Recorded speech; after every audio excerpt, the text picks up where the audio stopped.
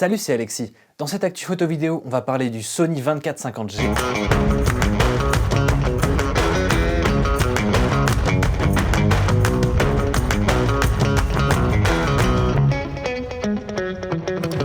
En effet, Sony nous a récemment présenté son tout nouveau 2450 f2.8G, donc c'est une plage focale qu'on n'a pas forcément l'habitude de voir. On est plutôt généralement sur un 24-70 ou 28-70. Là, c'est un petit peu comme si on avait en fait un demi 24-70. Eh bien, on va tout simplement commencer par sa fiche technique. C'est donc un objectif qui va de 24 mm à 50 mm avec une ouverture constante de f2.8 qui va jusqu'à f22. Il dispose de 16 éléments en 13 groupes et a un diaphragme de 11 lamelles. Son angle de vue va de 84 degrés à 47 degrés. Son rapport d'agrandissement est de 0,30 en mise au point automatique et de 0,33 en mise au point manuelle. Donc ça, c'était les petites données un petit peu spécifiques pour vraiment ceux qui veulent ces informations-là, sinon vous embêtez pas avec ça. Si vraiment ça vous intéresse, je vous invite à aller voir des vidéos dédiées qui expliquent un petit peu ce que c'est le rapport d'agrandissement et aussi l'angle de vue, mais voilà, globalement, c'est pas forcément une donnée ultra importante. Alors comme à peu près tous les autres objectifs de cette plage focale, eh bien l'objectif n'est pas stabilisé, mais c'est plus un problème actuellement parce que tous nos boîtiers maintenant sont stabilisés. Au niveau dimension maintenant, on a une largeur de 74,8 mm et une longueur de 92,3 mm avec bien sûr le zoom fermé puisque c'est un zoom qui s'étend. Son diamètre de filtre est de 67 mm et il ne pèse que 440 grammes. Au niveau des fonctionnalités physiques sur l'objectif, on a bien entendu une bague de mise au point, une bague pour le zoom et on a aussi une bague pour le diaphragme qui est avec un petit switch dédié et décliquable, et ça c'est un truc que vraiment j'adore. Et en plus il dispose, comme maintenant assez souvent chez Sony, d'une petite touche où on peut assigner la fonction que l'on souhaite. Les distances minimales de focus sont de 19 cm au grand angle et de 30 cm au téléobjectif avec le focus en auto. Et si on passe en manuel, eh bien on gagne 1 cm de chaque côté, c'est-à-dire 18 cm au grand angle et 29 cm eh bien, au téléobjectif. Au niveau des fonctionnalités, on est sur du Sony, donc ça veut dire qu'on n'a aucune bride au niveau de l'objectif, c'est-à-dire que tout ce que l'appareil aura besoin de faire, tout ce qui est rafale, tout ce qui est focus, et bien en fait cet objectif nous permet de tout faire avec. C'est pas comme avec certains objectifs qui sont de marque tiers qui vont être bridés par le boîtier, ou alors tout simplement des objectifs d'un peu moins bonne qualité qui ne pourront pas en fait être suffisamment réactifs pour ce que le boîtier demande. Et bien là on n'a vraiment aucune restriction, on peut faire tout ce que les appareils souhaitent, donc que ce soit sur un Alpha 9 III, sur un Alpha One ou sur les derniers A7S ou A7 tout court. Au niveau des performances, alors évidemment j'ai pas pu le tester, mais au vu de tout ce que j'ai pu regarder en termes de tests, eh bien en fait au niveau du rendu on est sur plus ou moins la même chose que le 2470 G Master 2, sauf que là on est que sur un 2450. On est vraiment pratiquement identique à un G Master. Le seul gros défaut qu'il y aura en fait en plus que l'autre, c'est qu'il y aura un petit peu plus de déformation dans l'image, mais encore une fois, comme avec toutes les optiques où il y a un peu de déformation, il suffit d'un petit coup de correctif sur Lightroom et puis on n'en parle plus. On est donc sur une optique qui a un rendu vraiment irréprochable. Pour ce qui est du prix, Sony va le commercialiser au prix de 1 299 € et je trouve que c'est un prix vraiment honnête si on compare au 2470 G Master 2 qui lui est commercialisé au prix de 2 399 €.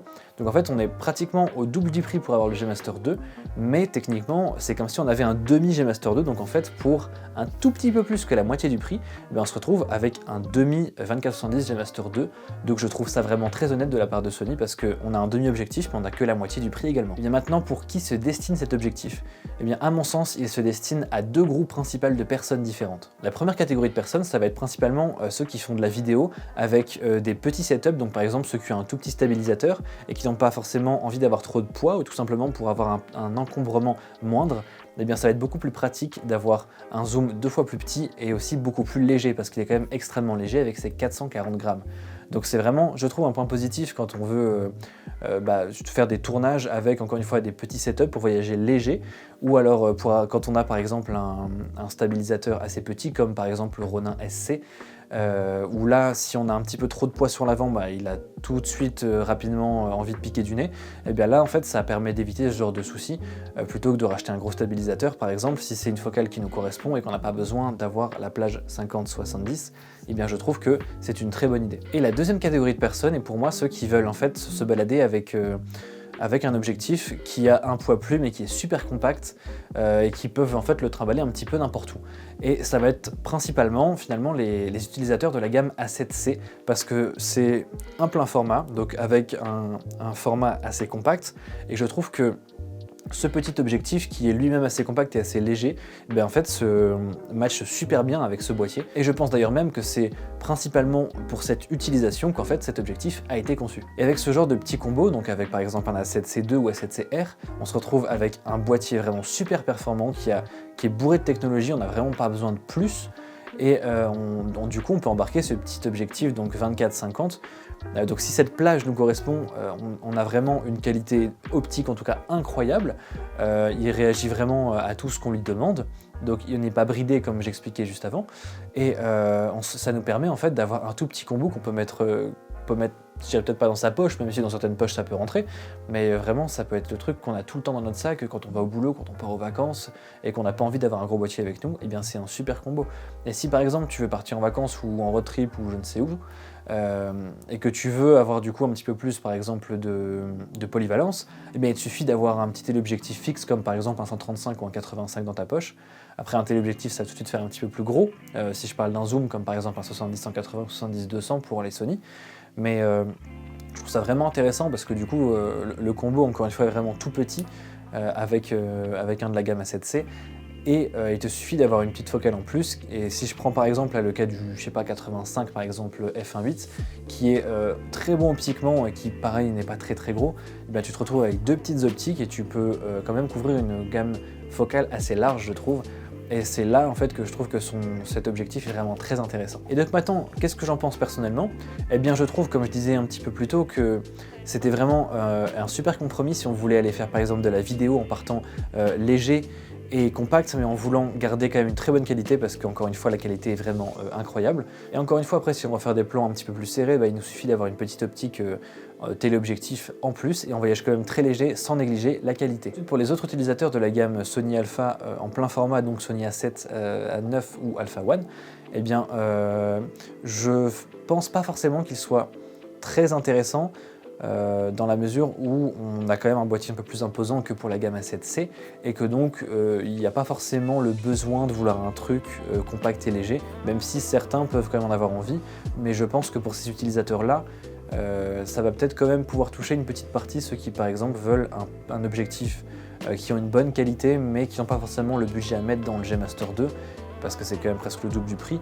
Mais là, l'avantage c'est qu'on conserve quand même en fait la qualité Sony et les fonctionnalités Sony qu'on ne pourrait pas avoir par exemple avec un Tamron ou un Sigma. Donc effectivement pour ceux qui ont plus petite bourse mais qui veulent rester sur du Sony, c'est pour moi quand même une bonne idée également. Après bien entendu, il va manquer la plage 50-70. Et pour ce qui est maintenant des utilisateurs de la gamme A7C, eh bien je pense tout simplement que cette optique va devenir le zoom standard de référence à avoir absolument, parce que je trouve qu'il est en totale adéquation avec l'état d'esprit de cette gamme d'appareils. Avoir du matériel léger, compact mais ultra performant, et là c'est totalement le cas. Je ne peux très honnêtement que le conseiller à tous les utilisateurs de la gamme A7C. Et bien voilà, c'est tout pour cette actu photo vidéo. Je t'invite à t'abonner si tu ne veux pas louper les prochaines actualités photos et vidéos. J'espère que cette vidéo t'aura plu et comme d'habitude, si tu as des questions, je t'invite à les mettre en commentaire. Et moi je te dis à plus tard dans une prochaine vidéo. Et n'oublie pas, se former c'est bien, mais sortir shooter, c'est tout aussi important. Pour aller jusqu'à F2. D'un diaphragme à 11 lamelles. 11 lamelles. 11 lamelles. Son rapport d'agrandissement. Agrandissement. Son rapport d'agrandissement. Maintenant, on a tous des optiques. Des optiques. Voyez-vous.